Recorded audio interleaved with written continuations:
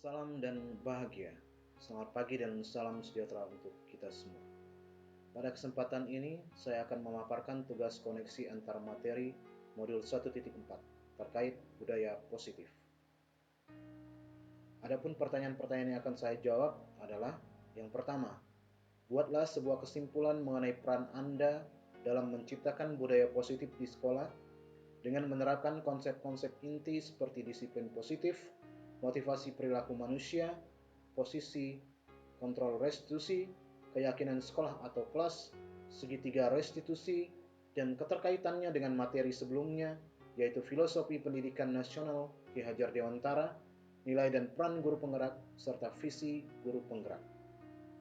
Adapun kesimpulannya adalah, sebagai seorang guru penggerak yang bertugas menuntun segala kodrat yang ada pada anak, agar mereka dapat mencapai keselamatan dan kebahagiaan yang setinggi-tingginya, baik sebagai manusia maupun sebagai anggota masyarakat, tentunya guru penggerak harus memiliki kriteria yang ideal sebagai guru penggerak.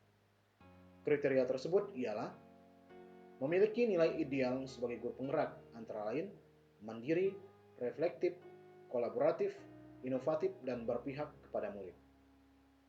Menerapkan perannya sebagai guru penggerak, yakni menjadi pemimpin pembelajaran, menjadi coach bagi guru lain, mendorong kolaborasi, mewujudkan kepemimpinan murid, dan menggerakkan komunitas praktisi.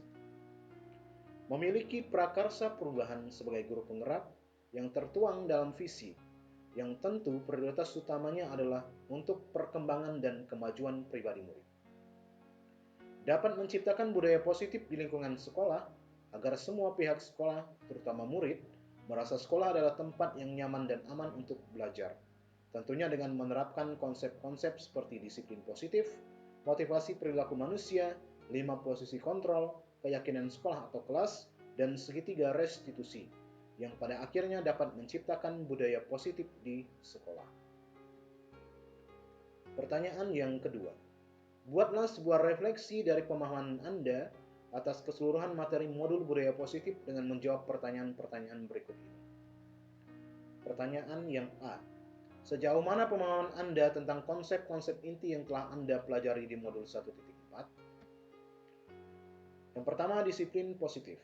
Terkait dengan disiplin positif, saya memahami bahwa untuk menciptakan murid yang merdeka, syarat utamanya adalah harus ada disiplin yang kuat, yang berasal dari motivasi internal bukan eksternal.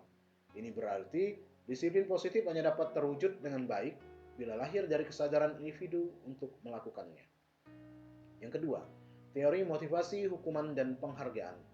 Terkait dengan teori motivasi, hukuman, dan penghargaan, saya memahaminya sebagai berikut. Motivasi. Terkait motivasi, saya memahami bahwa yang mendasari manusia berperilaku dalam kehidupannya digerakkan oleh 3 hal.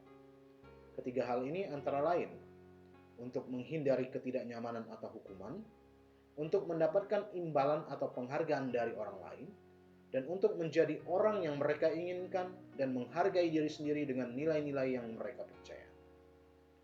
Hukuman. Terkait dengan hukuman, saya memahaminya sebagai bentuk tindakan yang harus dihindari dalam praktik penyelesaian masalah yang dihadapi, sebab hukuman hanya dapat menimbulkan kerugian sepihak, yakni pihak yang dihukum. Selain itu, akan menciptakan rasa trauma mental kepada yang dihukum, sebab hukuman cenderung ada perlakuan kekerasan fisik dan verbal. Penghargaan.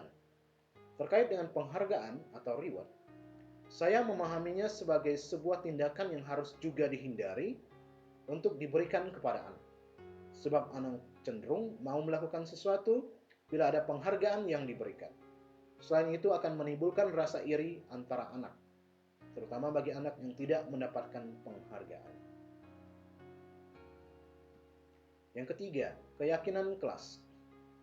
Terkait dengan keyakinan kelas, saya memahaminya sebagai sebuah kesepakatan yang dibuat bersama-sama, di mana kesepakatan ini diyakinkan dapat menciptakan budaya positif bagi semua orang yang membuat kesepakatan tersebut. Yang keempat, kebutuhan dasar manusia. Terkait dengan kebutuhan dasar manusia, saya memahaminya bahwa motivasi orang melakukan sesuatu, baik positif maupun negatif, karena ingin memenuhi kebutuhan dasarnya sebagai manusia. Kebutuhan dasar tersebut antara lain kebutuhan bertahan hidup, kasih sayang dan dapat diterima, penguasaan, kebebasan, dan kesenangan. Bila manusia sudah dapat memenuhi kebutuhan dasarnya sebagai manusia, maka ia akan menjadi manusia yang seutuhnya. Yang kelima, posisi kontrol guru. Terkait dengan posisi kontrol guru, saya memahami bahwa untuk menerapkan disiplin kepada anak, ada beberapa langkah posisi kontrol yang dapat dilakukan.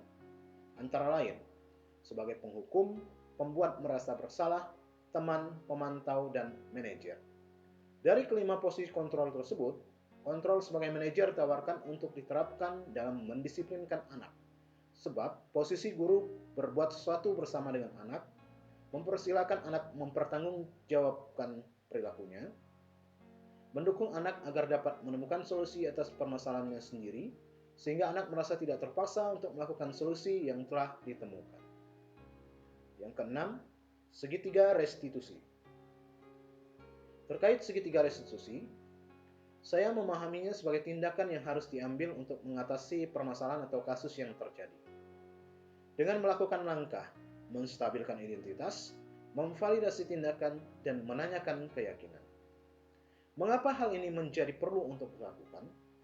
Sebab segitiga restitusi ini menjadi cara yang ideal dalam mengatasi masalah, dengan memberikan kesempatan kepada anak untuk dapat menemukan solusinya sendiri, yang tentunya tanpa ada unsur kekerasan fisik dan verbal, sehingga anak merasa tidak dirugikan, yang pada akhirnya memunculkan keikhlasan anak untuk menerima dan melakukan solusi yang ia dapatkan.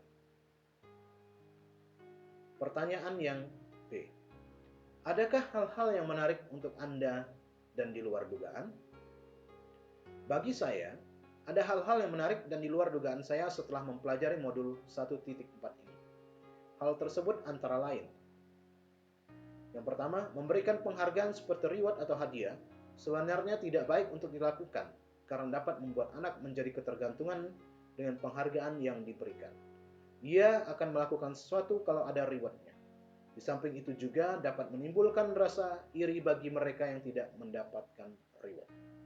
Yang kedua, untuk memecahkan kasus atau masalah tidak boleh ada unsurnya hukuman verbal maupun fisik yang akan berdampak negatif pada mental anak. Yang selama ini bertolak belakang dengan cara saya menangani kasus atau masalah yang terjadi di sekolah saya. Pertanyaan yang C. Perubahan apa yang terjadi pada cara berpikir Anda dalam menciptakan budaya positif di kelas maupun sekolah Anda setelah mempelajari modul ini? Perubahan yang terjadi pada cara berpikir saya dalam menciptakan budaya positif di kelas atau sekolah setelah saya mempelajari modul ini adalah saya mulai mengerti bahwa budaya positif sangat berperan penting dalam mensukseskan pendidikan dan pengajaran yang saya berikan kepada peserta didik. Dengan adanya budaya positif, peserta didik dipastikan akan merasa nyaman, aman, dan semangat dalam mengikuti pelajaran yang diberikan oleh guru.